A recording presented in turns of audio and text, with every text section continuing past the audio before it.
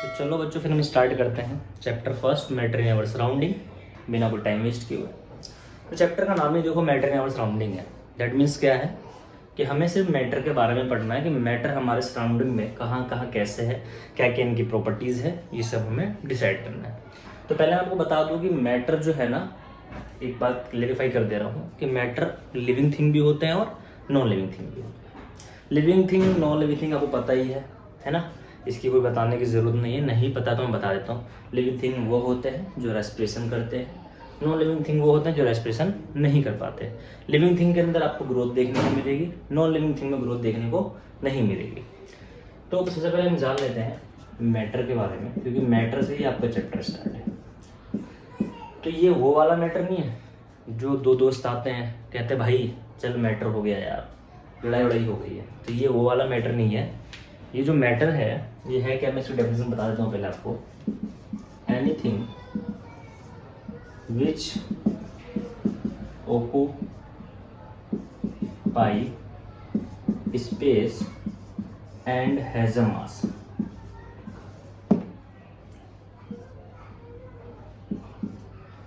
कि जो भी चीज जिसको पास अपना एक मास है और जो स्पेस कवर कर सकता है, उसे हम क्या बोलते हैं, मैटर बोलते हैं। अब देखो, जैसे मेरे पास है ना, ये मार्कर है, इसका एक अपना मास होगा। मास का मतलब वो कितने क्वांटिटी से मिलकर बना है। जैसे मैं देखूँ इस मार्कर को, तो ये प्लास्टिक से मिलके बना है, ठीक है। तो इसके अंदर अगर 10 ग्राम प्लास्टिक से मिलके बना है तो 10 ग्राम इसका क्या हो जाएगा, मास हो जाएगा। अब अगर मैंने इसको अपने हाथ पे रखा तो इसने एक स्पेस कवर किया, ठीक है। तो जो इसने एक स्पेस कवर किया और इसका एक अपना मास है, तो वो ये भी क्या कहलाएगा, मैटर कहलाएगा। मान लो एक बॉक्स है, ठीक है, ऐसा मान लेते हैं एक बॉक्स है, और इस बॉक्स का जो वजन है 5 kg है, और ये जो बॉक्स है ये वुडन बॉक्स है, ठीक है, लकड़ी का एक बॉक्स है। अब इस बॉक्स का जो वजन है 5 kg, वो इसका मास हो गया। अब मैंने इसको जिस सरफेस पे रखा है, मान लो ये मैंने किसी सरफेस पे इसको रखा है, तो इसने इस सरफेस का ये वाला पोर्शन जो है यहाँ पे जितना भी स्पेस कवर किया, तो ये क्या कहलाएगा, एक मैटर कहलाएगा। क्योंकि सिंपल सी डेफिनेशन है मैटर की कि जो भी चीज़ स्पेस कवर करेगी और जिसका खुद का मास होगा, वो सारी चीज़ें क्या होती है, मैटर होती है। तो मैटर एग्जांपल ले लो, अगर आप घर में बैठे हो, आप अपने आसपास चीज़ों को ऑब्जर्व करोगे, तो चेयर एक मैटर है। अगर आपके पास सोफ़ा है तो सोफ़ा एक मैटर है। आपके पास नोटबुक है तो नोटबुक भी एक मैटर है। आपके पास कॉपी है तो वो भी एक मैटर है। कॉपी को देखो, कॉपी को अगर आप रखोगे कहीं पे भी सरफेस पे, तो एक वो स्पेस कवर करेगा और कॉपी का भी कुछ वजन होगा, ठीक है। तो सभी चीज़ मैटर है। और ऐसा कहा जाता है, जो हमारे फिलोसफर जो भी है, ठीक है, फिलोसफर के अकॉर्डिंग ऐसा कहा जाता है, जिन्होंने मतलब अपनी फिलोसफर वो होते हैं जो लोग काफ़ी ज़्यादा हिस्ट्री के बारे में जानते हैं, या फिर ये कह सकते हो सिंपल भाषा में, जिसको हम कहते हैं कि जो राय मशवरा देता है, और उनके पास काफ़ी ज़्यादा नॉलेज होती है उन चीज़ों की, और एक तरीके से आप उनको वैज्ञानिक कह सकते हो। ज़्यादा डिटेल में बात नहीं करनी फिलोसफर कौन किसको कहते हैं। तो ऐसा कहा जाता है कि अर्थ पे जो भी चीज़ें हैं, या इस सृष्टि का जब भी निर्माण हुआ इस पृथ्वी का, तो 5 बेसिक एलिमेंट से हुआ, जिसको हम बोलते हैं पंच तत्व। क्या बोलते हैं, पंच तत्व। और ऐसा कहा जाता है कि पृथ्वी पे सारी चीज़ें, जो भी मैटर है, वो आपकी 5 चीज़ों से मिलकर बनी है। Air, water, earth, fire and sky.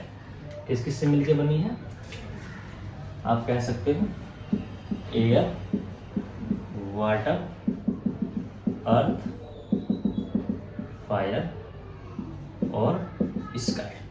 जिसे हम कह सकते हैं वायु, जल, अग्नि, आकाश, पृथ्वी।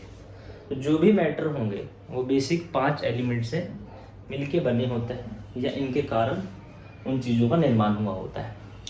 और दूसरी चीज़ मैटर के बारे में, दूसरा पॉइंट ये भी याद रखना, हम कह सकते हैं कि ऑल मैटर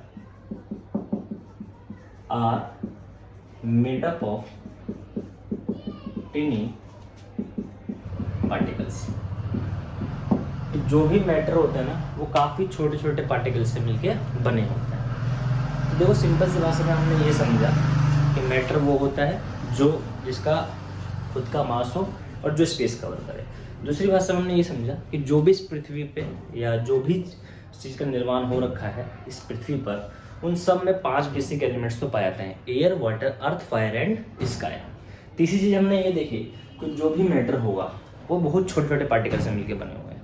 ठीक है, जैसे एग्जांपल ले लो कि आपने गिलास लिया, उस गिलास में एक पानी डाल देना, आधा जो भी गिलास जो है हाफ फिल कर लेना, फिर उसमें आप इंक डालो। इंक डालोगे और गिलास जो होना चाहिए वो ट्रांसपेरेंट वाला होना चाहिए, तो आप देखोगे कि उसमें आपको इंक के जो पार्टिकल्स है वो आपको इजीली दिखाई देंगे। या फिर आप सोप भी डाल के और उसको मिला के देख सकते हो। ठीक है, तो मैटर के बारे में हमने जान लिया। अब हम आगे बढ़ते हैं मैटर के कैरेक्टर की तरफ। अब है ना, मैटर को 2 बेसिस पे क्लासीफाई किया जाता है, एक physical change and chemical change.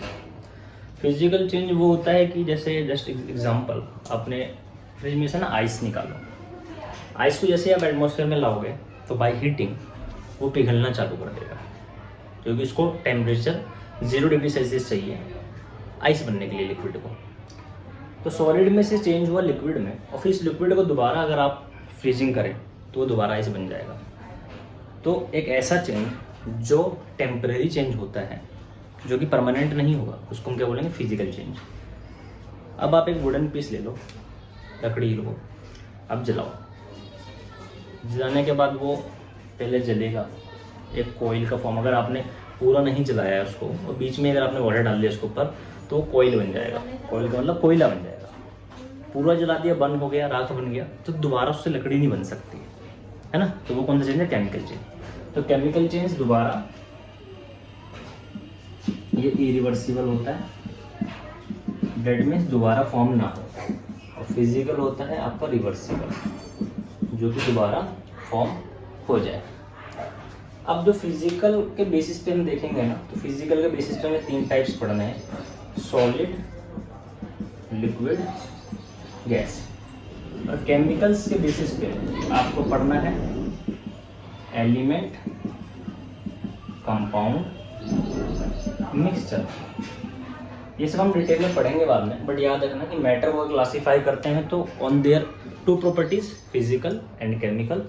और फिजिकल के बेसिस पे सॉलिड, लिक्विड, गैस, और केमिकल के बेसिस पे एलिमेंट, कंपाउंड एंड मिक्सचर। इतनी बात समझ में आ गई। अब मैटर का ना मैं आपको बताऊं कैरेक्टरिस्टिक्स। मैटर की खुद की एक प्रॉपर्टी होती है जिसे हम बोल सकते हैं कैरेक्टरिस्टिक्स ऑफ मैटर। मैटर के कैरेक्टर्स क्या क्या होते हैं, तो जितने भी होंगे, all matters have particles continuously moving. देखो क्या है कि जितने भी मैटर है, और मैंने बताया कि आपको मैटर जो है ना छोटे छोटे पार्टिकल से मिलकर बने हुए हैं, तो जो भी मैटर उसके पार्टिकल कंटिन्यूसली क्या करते हैं, मूविंग करते रहते हैं। आपने देखा होगा जस्ट एग्जांपल कि एक डार्क रूम हो, अंधेरा कमरा हो, जिसके अंदर एक होल हो और वहाँ से सनलाइट आ रही है। उस सनलाइट के अंदर आप देखेंगे छोटे छोटे पार्टिकल्स आपको दिखाई देगा, जिसे हम टिंडल इफेक्ट कहते हैं, आगे आगे पढ़ेंगे। तो उस पार्टिकल्स छोटे पार्टिकल्स हैं और वो मूव कर रहे हैं। तो जितने मैटर्स होंगे सभी पार्टिकल्स क्या करते हैं, मूव करते हैं। दूसरा, all matter particles have space between them, और उनके बीच में, पार्टिकल्स के बीच में क्या होता है, स्पेस भी होता है। और तीसरा, all matter particles is attract each other. देखो आप लोगों ने एक एग्जांपल बताया था कि मैंने एक रबड़ लिया, उस रबड़ को मैंने स्ट्रेच किया, शायद नहीं बताया वो तो बता रहा हूँ। जैसे मैं इसको खींचूंगा, ठीक है, तो छोड़ूंगा दोबारा वो डिफॉर्म हो जाएगा। तो मैटर के जो पार्टिकल्स होते हैं ना, एक दूसरे को अट्रैक्ट भी करते हैं, खींचते भी हैं। जैसे सॉलिड के दोनों पार्टिकल्स की बात करूँ, पत्थर के पार्टिकल्स इतने ज़्यादा हार्ड होते हैं, पत्थर को आप कितना भी गर्म कर लो, क्या पत्थर पिघलेगा? नहीं, पत्थर को सिर्फ हम ब्रेक कर सकते हैं। अगर हम बात करूँ लोहे की, और मैं जस्ट एग्जांपल बात करूं प्लास्टिक की, तो प्लास्टिक को अगर मैं थोड़ा सा हीट करूंगा तो जल्दी से लिक्विड, मतलब एक लिक्विड फ्लो वाला टाइप में बन जाएगा, क्योंकि उसके पार्टिकल बहुत जल्दी जो इनके बीच में अट्रैक्शन होता है पार्टिकल्स के बीच में, वो जल्दी टूट जाता है। और एज कम्पेयर अगर मैं बात करूँ लोहे के, तो लोहे के अंदर के जो पार्टिकल्स का जो अट्रैक्शन होता है वो इतना ज़्यादा होता है कि जल्दी से नहीं पिघलता, उसके लिए आपको हाई टेम्परेचर चाहिए होता है। तो बात को सिर्फ इतना समझना है कि मैटर के 3 कैरेक्टरिस्टिक्स हैं कि मैटर के पार्टिकल्स मूव करते हैं, सेकेंड मैटर के जो पार्टिकल्स होते हैं उनके बीच में स्पेस होता है, और तीसरा मैटर्स के पार्टिकल्स के बीच में एक फोर्स ऑफ अट्रैक्शन भी रहता है। तो हमने क्या क्या पढ़ा कि मैटर क्या होता है, मैटर को किस बेसिस पे क्लासीफाई किया गया है बता दिया, on the basis of physical, on the basis of chemical, और उस फिजिकल में सॉलिड लिक्विड गैस, और केमिकल में एलिमेंट कंपाउंड मिक्सर, और third characteristics of particles of matter कि मैटर के पार्टिकल्स मूव करते हैं, मैटर के पार्टिकल्स के बीच में स्पेस होता है, और मैटर के पार्टिकल्स के बीच में अट्रैक्शन है। अगर आपने इतना भी पढ़ लिया और इतना समझ में आ गया तो चैप्टर बिल्कुल ही बहुत आसान है। तो अब हम बढ़ते हैं आगे नए टॉपिक की तरफ। चलो बच्चों, हम देखते हैं अगला टॉपिक। हमारा जो अगला टॉपिक है वो है Brownian motion. Brownian motion basically होता क्या है, हमने कल क्लास में पढ़ा था कि जो मैटर है, मैटर के 3 कैरेक्टरिस्टिक्स होते हैं। पहला कि जो उसके पार्टिकल्स होते हैं वो कंटिन्यूसली मूविंग करते हैं, दूसरा ये होता है कि जो उसके पार्टिकल्स होते हैं उनके बीच में काफ़ी ज़्यादा स्पेस होता है, और थर्ड ये होता है कि जो उनके पार्टिकल्स है उनके बीच में स्पेस पाया जाता है। ठीक है, तो आज हम ये पढ़ेंगे कि ब्रोनियन मोशन से रिलेटेड है। सिंपल सा पहले मैं डेफिनेशन बता देता हूँ आपको। द zigzag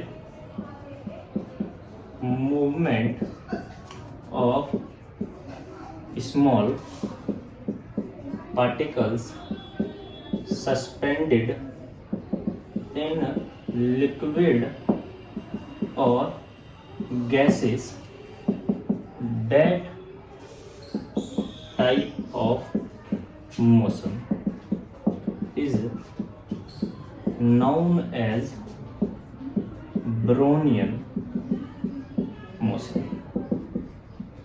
ठीक है, देखो बोला क्या कि जो स्मॉल पार्टिकल्स का जो जिगजैग मूवमेंट होता है, पहले मैं आपको बता दूं कि जिगजैग जो मूवमेंट होता है ना, वो जेड करके ऐसे ऐसे मूवमेंट बनाता है। ठीक है, जेड टाइप मूवमेंट, और एन टाइप मूवमेंट भी आप बोल सकते हो क्योंकि एन का उल्टा ठीक जेड होता है। ठीक है, तो इस टाइप का जो मोशन होगा उसको हम बोलेंगे जिगजैग टाइप मोशन। तो लिक्विड गैस में जो पार्टिकल होते हैं वो जब जिगजैग टाइप मोशन करेंगे, और मोशन कब करेंगे, बाय एक्सटर्नल फोर्स। अगर हीट मिलता है तो पार्टिकल्स क्या करते हैं, जो पैक्ड होंगे, हीट मिलने से वो पार्टिकल स्ट्रेच होते हैं या टूटते हैं। तो टूटने से क्या होगा कि उनके बीच में मोशन भी आएगा, और वो कई बार जिगजैग टाइप मोशन करते हैं। आप डिटेल में ज़्यादा पढ़ोगे कि हीट के थ्रू कैसे चेंजेस आते हैं। अभी इतना याद रखना है कि ब्रोनियन मोशन क्या होता है कि जो जिगजैग मूवमेंट होगा किसी भी स्मॉल पार्टिकल्स का, या एदर लिक्विड में और गैसेस में, नॉट अ सॉलिड, क्योंकि सॉलिड के अंदर जो पार्टिकल्स होते हैं ना वो काफ़ी ज़्यादा क्लोजली टाइट पैक होते हैं, वो जल्दी मूवमेंट नहीं करते। ठीक है, अब मैं अगर आपसे सिंपल सी बात बोलूँ कि स्टोन को आप स्टोन के सारे पार्टिकल्स आप अलग अलग करके दिखाओ, तो उसको आप कितना भी मारोगे तो वो छोटे छोटे पार्टिकल्स में टूटेगा, लेकिन उसके पार्टिकल्स बिल्कुल ही सेपरेट नहीं हो सकते। ठीक है, तो ब्रोनियन मोशन क्या हो गया कि जो जिगजैग मूवमेंट होगा स्मॉल पार्टिकल है किसी का भी लिक्विड और गैसेस में, उस मूवमेंट को हम क्या बोलते हैं, ब्रोनियन मोशन। ये मैंने इसलिए टॉपिक पढ़ाया क्योंकि ये पेपर में कई बार डिफाइन पूछ लेता है कि ब्रोनियन मोशन होता क्या है। अब हम बढ़ते हैं नेक्स्ट जो है आपका, हमने कल पढ़ लिया था कि मैटर को जो है हम 2 बेसिस पे क्लासीफाई करते हैं, ऑन देयर फिजिकल प्रॉपर्टी और केमिकल प्रॉपर्टी। आज हम फिजिकल प्रॉपर्टी का पढ़ रहे हैं, सॉलिड, लिक्विड और गैस, और केमिकल प्रॉपर्टी जो है उसका जो आपके एनसीईआरटी का जो चैप्टर 2 है is matter around us pure, वो उसमें हम आगे पढ़ेंगे। तो यहाँ देखो 3 बेसिस पे करते हैं, सॉलिड, लिक्विड, गैसेस। अब सभी को पता है कि सॉलिड, लिक्विड, गैस क्या होते हैं। तो देखो सॉलिड जो होता है उसका फिक्स शेप होता है,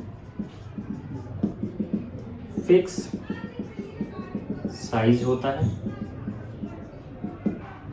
फिक्स वॉल्यूम होता है, और it can not flow easily. ठीक है, इतना ही हमें याद रखने 4 छोटी छोटी चीजें। देखो मेरे अभी जस्ट मान लो मेरे पास ये डस्टर है। अब इस डस्टर के अगर हमने इसको देखा तो ये सॉलिड है, इसका एक फिक्स शेप है, रेक्टेंगल टाइप है ना। तो ये जो सॉलिड होगा उसका फिक्स क्या होगा, शेप होगा, चेयर, मेज, ठीक है। जो भी चीज जिसका फिक्स शेप है वो आपका क्या है, सॉलिड है, और जिसके पार्टिकल्स क्लोजली टाइट पैक्ड होंगे, मतलब जिसको आप इजीली चाहो बेंड ना कर सको, बेंड नहीं हो सकता इजीली, तो वो क्या कहलाएगा, सॉलिड। फिक्स साइज देखो इसकी हाइट इतनी है, फिक्स है, मैं चाहूँ इसकी हाइट खींच दूँ तो बढ़ जाएगा, नहीं बढ़ेगा। तीसरा चीज फिक्स वॉल्यूम। देखो वॉल्यूम क्या होता है, वॉल्यूम का मैं एग्जांपल आपको सिंपल समझा रहा हूँ। अब मेरे पास ये कैप है इस मार्कर का, इस कैप में कितना वाटर आ जाएगा, वाटर ज़्यादा ज़्यादा 5 से 10 ड्रॉप में जो ये है कैप है ये फिल हो जाएगा।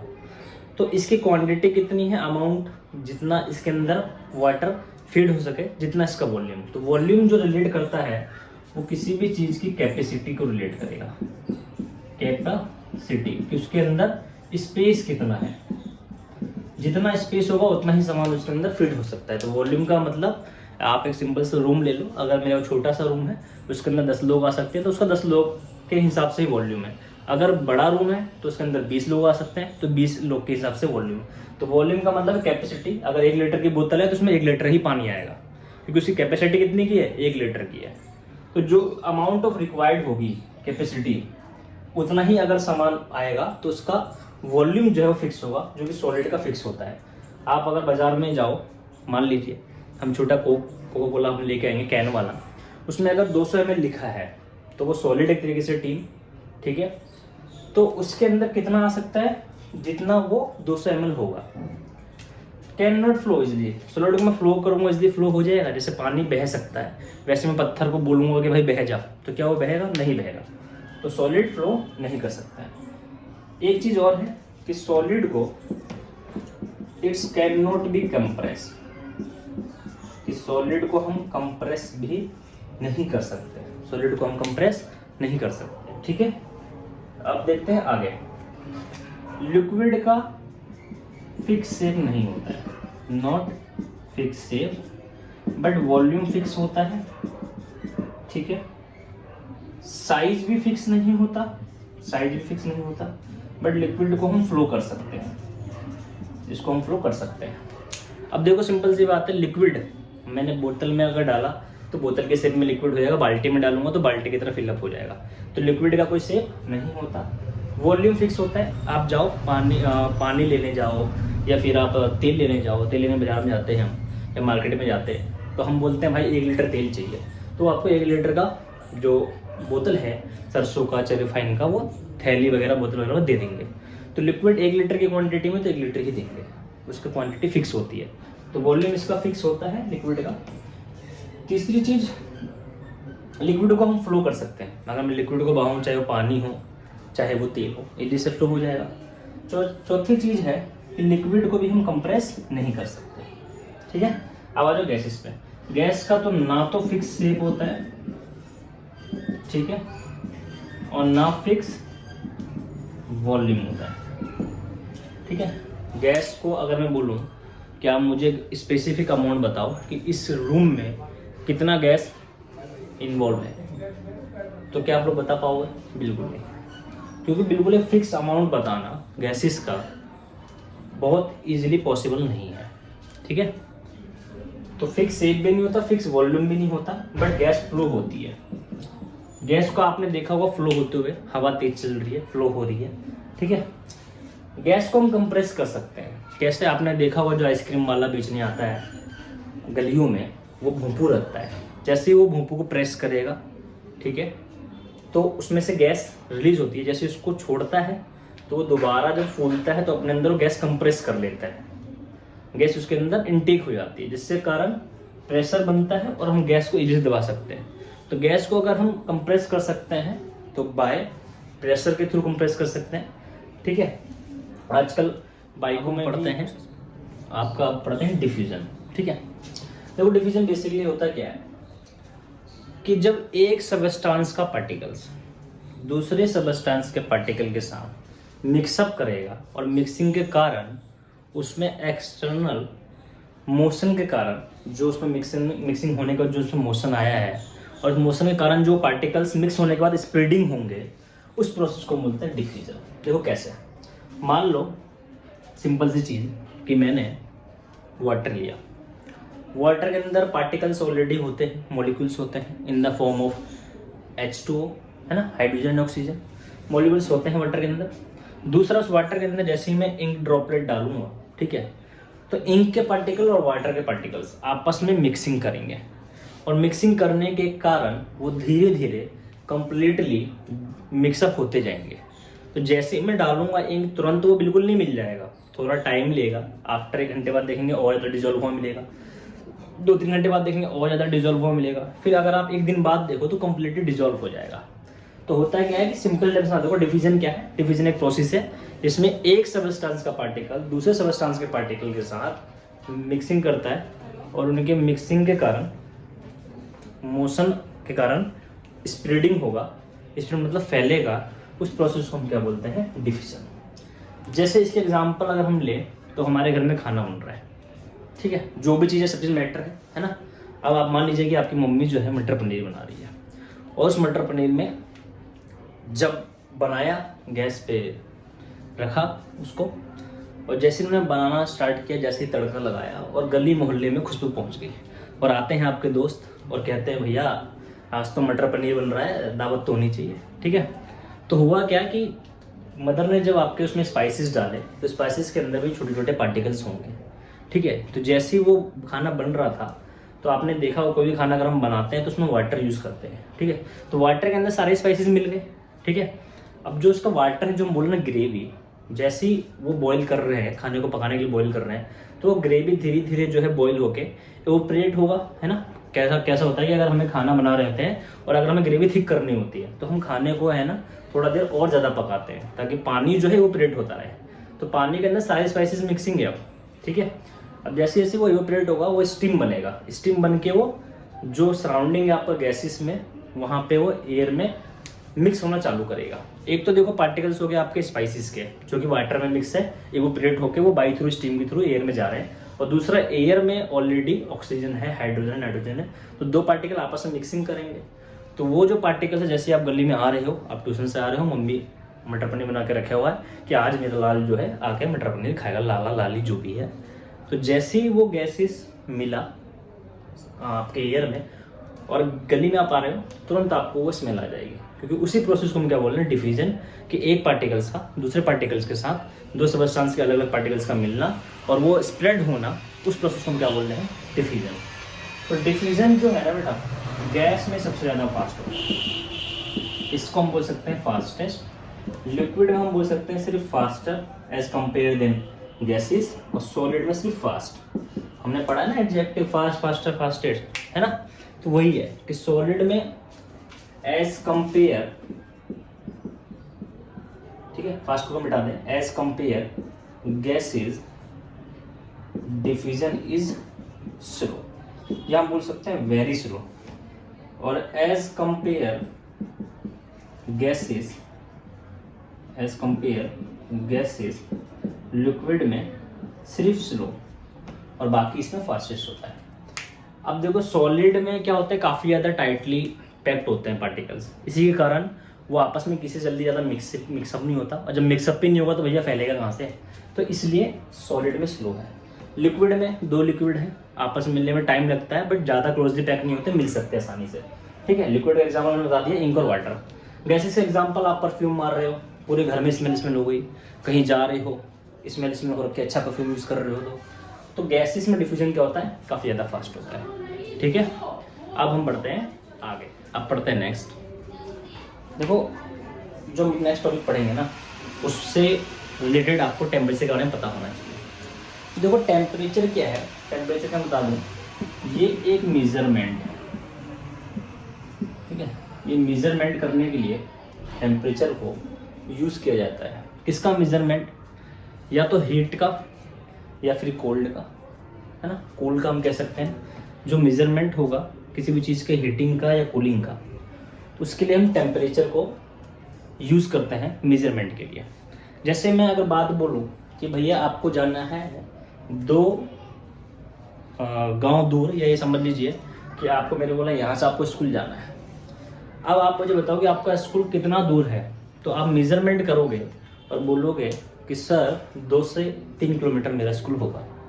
अगर मैं आपको बोलूँ कि बेटा जाओ आप चीनी लेके आओ, तो आप बोलोगे कितना लाना है, उसका मेजरमेंट कितना होना चाहिए।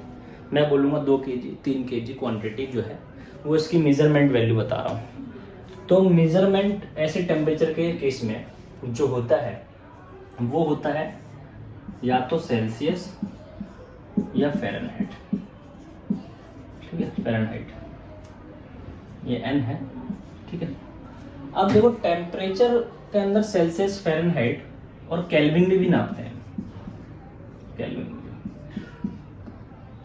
तो सबसे पहले जो खोज की थी सेल्सियस में नापना है टेम्परेचर को, आई थिंक वो एंडरसन सेल्सियस थे, और केल्विन के बारे में जिन्होंने खोज की थी वो थे थॉमस केल्विन। फ़ारेनहाइट का भी मुझे याद नहीं है, लेकिन इतना पता है कि सेल्सियस के बारे में एंडरसन सेल्सियस ने की थी और केल्विन की खोज थॉमस केल्विन ने की थी। अब देखो ये सेल्सियस केल्विन क्यों लिखा, क्योंकि इनका सरनेम आया। अगर आप पहले आए होते इस दुनिया में और आप खोज करते, और मान लीजिए आपके कास्ट में लग रहा होता बंसल, तो आज हम पढ़ते कि भैया किसी को बुखार हो गया था 102 डिग्री बंसल, किसी का कास्ट अगर शर्मा है तो 104 डिग्री शर्मा, है ना, आपका नाम पड़ जाता। लेकिन आप तो इतने लोग महान हो ही नहीं तो इसलिए हमें जो है याद रखना है कि सेल्सियस की खोज की थी एंडर्स सेल्सियस ने, ठीक है, सेल्सियम लिख दिया मैंने, और केल्विन की खोज की थी थॉमस केल्विन ने, और इनके सरनेम से इनका नाम आया है। अब हम यहाँ पे देख रहे हैं टॉपिक में कि ऐसा यूनिट ऑफ टेम्परेचर, ऐसा यूनिट क्या है, बेसिक चीज में बता रहा हूँ। ऐसा यूनिट का मतलब होता है स्टैंडर्ड इंटरनेशनल। देखो आप लोग 9th क्लास में हो, लेकिन मैं आपको नॉलेज जो है ना 10th तो 11th तक के लेवल के दूंगा, क्योंकि मैंने बताया कि आपको जो नोट्स है वो वीडियो के लिंक में मिल जाएंगे, आप चेप लेना, बट जो नॉलेज है ना बेटा वो आपको यहाँ मिलेगी। चैप्टर को समझना है बारीकी से। ऐसा यूनिट बोलते हैं स्टैंडर्ड इंटरनेशनल यूनिट को। अब ये है क्या, पूरे वर्ल्ड में बहुत सारी कंट्री है और सब कंट्री में कुछ वैल्यू है जिसको एक्सेप्ट किया जाता है, और उस मेजरमेंट वैल्यू को हम बोलते हैं, जो यूनिट होगी उसकी, उसको बोलेंगे स्टैंडर्ड इंटरनेशनल यूनिट। अब हम कहीं भी जाए, इंडिया में ज़्यादातर हम डिस्टेंस को हम लोग जो है किलोमीटर या मीटर में नापते हैं। अब आप अमेरिका या ऑस्ट्रेलिया जाओगे ना तो वहाँ माइल्स फुट में चलता है, यहाँ जो ज़मीनें बिकती है वो गज में बिकती है, आप वहाँ जाओगे फुट पाउंड में, और 1 किलोमीटर का ही कन्वर्जन है फुट और पाउंड। ठीक है, लीटर की बात करें तो पानी हर जगह लीटर में ही मिलता है। ठीक है, तो लीटर क्या है, ऐसा यूनिट ऑफ लिक्विड है कि लिक्विड को जो भी हम मेजरमेंट में कर रहे हैं वो लीटर है। ठीक है, ऐसे चीनी के लिए कोई सामान जिसका हम वेट की बात करें तो हम क्या यूज करते हैं, किलोग्राम और ग्राम। तो किलोग्राम और ग्राम क्या है, एक ऐसा यूनिट है जिसको इंटरनेशनल लेवल पे एक्सेप्ट किया जाता है कि अगर आप ऑस्ट्रेलिया में भी चीनी खरीदोगे तो इसको पैकेट पे लिखा होगा 1 kg या 500 ग्राम, इंडिया में भी खरीदोगे तो 1 kg 500 ग्राम। तो एक ऐसा यूनिट जो इंटरनेशनल लेवल पे एक्सेप्टेबल हो उसको हम क्या बोलते हैं, ऐसा यूनिट। ठीक है, और हर किसी का अलग अलग होता है। तो मेजरमेंट में हमें ये पढ़ना था टेम्परेचर मेजरमेंट में कि किसी भी चीज़ को अगर हम हीट करते हैं तो ये तो सेल्सियस या कूल करते हैं तो सेल्सियस में टेम्परेचर केल्विन में नापते हैं। हमारे इंडिया में ज़्यादातर वैल्यू चलती है सेल्सियस और फ़ारेनहाइट में। तो देख लेते हैं कि the melting point of ice is 0 degree Celsius और boiling point of water is 100 degree Celsius. अब देखो ये चीज क्या है, मैंने बोला कि आइस जिस पॉइंट पे मेल्ट होगा वो पॉइंट कितने डिग्री सेल्सियस होना चाहिए, 0 डिग्री। अब मेल्टिंग पॉइंट है क्या, कि कोई भी सबस्टांस जिस पॉइंट पे मेल्ट होना चालू हो जाए उस पॉइंट को हम क्या बोलेंगे, मेल्टिंग पॉइंट। अब मैं बोलता हूँ पानी, मतलब बर्फ ले लिया मैंने और लोहा ले लिया, दोनों को मैं हीट दे रहा हूँ, पहले कौन पिघलेगा भाई, बर्फ पिघलेगा, क्योंकि बर्फ का जो मेल्टिंग पॉइंट है वो काफ़ी वो होता है, लो होता है, और जो आयरन होगा उसका मेल्टिंग पॉइंट काफ़ी ज़्यादा होता है, उसको काफ़ी ज़्यादा हीट चाहिए। तो एक ऐसा पॉइंट जिस पॉइंट पे आके या डिस टेम्परेचर पे आके कोई चीज़ पिघलना चालू कर दे उस पॉइंट को हम क्या बोलेंगे, मेल्टिंग। और एक ऐसा पॉइंट जिस पॉइंट पे आके कोई चीज़ उबलना चालू हो जाए वो क्या होता है, बॉइलिंग पॉइंट। अब देखो वाटर है, वाटर को हमने भगोने में रखा और तुरंत चालू किया, तुरंत तो उबलना चालू नहीं करेगा, वो धीरे धीरे इसमें हीट एब्जॉर्ब होगी, मॉलिक्यूल्स में धीरे धीरे हीट एब्जॉर्ब होने के बाद वो हीट के कारण इसके अंदर फोर्स ऑफ रिपल्सन आएगा, जिसके कारण वो फैलेंगे पार्टिकल्स, फिर उबलना चालू करेंगे, तब जाके वो इवेपोरेट होंगे, फिर स्टीम में कन्वर्ट होके पूरा वाटर गायब हो जाएगा। तो जिस टेम्परेचर पे आके वाटर ने बॉईल किया वो टेम्परेचर क्या था, 100 डिग्री सेल्सियस। और 100 डिग्री सेल्सियस पे ही वाटर क्या होता है, बॉईल होता है। अगर मैं आपको बोलूँगा कि भाई आप सोयाबीन ऑयल को बॉईल कीजिए, तो इसका टेम्परेचर हो सकता है कि वाटर से ज़्यादा चाहिए उसको, तो इसका बॉइलिंग पॉइंट कितना होगा, 110 डिग्री होगा, सेल्सियस होगा। ऐसे ड्राई आइस जो होता है उसका जो मेल्टिंग पॉइंट होता है वो 0 डिग्री से ज़्यादा होता है, ठीक है। तो ये तुमने ज़्यादा किया। अब मैं बोलूँ इसको केल्विन में कन्वर्ट करो, तो मेल्टिंग पॉइंट जो आइस का होगा 273 केल्विन होगा, और इसका जो होगा वो 373 केल्विन होगा। अगर आपसे बोलता है कि केल्विन में क्या होना चाहिए, 1 नंबर में क्वेश्चन पुटअप हो सकता है। अब देखो एक चीज़ और, अगर हमें सेल्सियस से कन्वर्ट करना हो इनटू केल्विन, केल्विन में कोई भी टेम्परेचर अगर हमें सेल्सियस से कन्वर्ट करना हो केल्विन में, तो हम कैसे करेंगे। तो देखो अगर मैंने क्वेश्चन दिया कि 25 डिग्री सेल्सियस को आप कन्वर्ट कीजिए केल्विन में, तो आपको याद रखना है कि जब भी हम केल्विन को सेल्सियस को केल्विन में कन्वर्ट करेंगे, जितना भी दे रखा होगा उसमें हमें 273 जो है केल्विन ऐड कर देना है। याद रखना कि अगर हमें सेल्सियस से कन्वर्ट करना है केल्विन में, तो 273 क्या करना है, ऐड करना है। तो मैंने क्वेश्चन दे दिया 25 degree Celsius convert into kelvin, तो आप सिंपल सा 25 में 273 ऐड कर देंगे और आपका जो भी आएगा वो आपका सीधा आंसर हो जाएगा। तो 298 केल्विन आ गया। अगर मैंने बोला कि भैया 50 डिग्री सेल्सियस को कन्वर्ट करो केल्विन में, तो 50 प्लस 273, बहुत ही आसान है, ठीक है। तो मैं कर देता हूँ 3 का 3 7 5 12 23 डिग्री केल्विन, ठीक है। और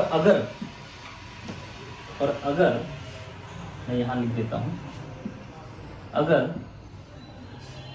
केल्विन कन्वर्ट इनटू सेल्सियस, कि अगर केल्विन को कन्वर्ट करना हो सेल्सियस में तो क्या करेंगे, तो हम 273 डिग्री केल्विन को माइनस कर देंगे। ऐसा मान लो मैंने आपको बोला 370 degree kelvin convert into Celsius, तो आप क्या करोगे 373 माइनस 100, तो 273 डिग्री सेल्सियस आपका क्या आ जाएगा, आंसर आ जाएगा, ठीक है। अगर मैंने आपको बोला कि 573 केल्विन है, उसको कन्वर्ट करो सेल्सियस में, तो आप 573 में से क्या माइनस कर दोगे, 273 सेल्सियस में चेंज करने के लिए। तो 573 आपका जो ये था केल्विन था, उसमें से 273 माइनस कर दोगे तो आपके पास जो बचेगा 300 सेल्सियस बचेगा। तो याद रखना है कि केल्विन को सेल्सियस में करेंगे तो 273 माइनस करेंगे, और सेल्सियस को केल्विन में करेंगे तो 273 प्लस करेंगे। इसके ऊपर आपको बहुत सारे क्वेश्चंस मैं नोट्स में दूंगा, आप वहाँ ट्राई कर सकते हैं, ठीक है। तो मेजरमेंट में टेम्परेचर में हमें इतना ही पढ़ना है, और ये फर्स्ट पार्ट का इतना ही हम कर रहे हैं। आगे ये चैप्टर आधा आपका कंप्लीट हो गया, आगे का पार्ट आपको सेकंड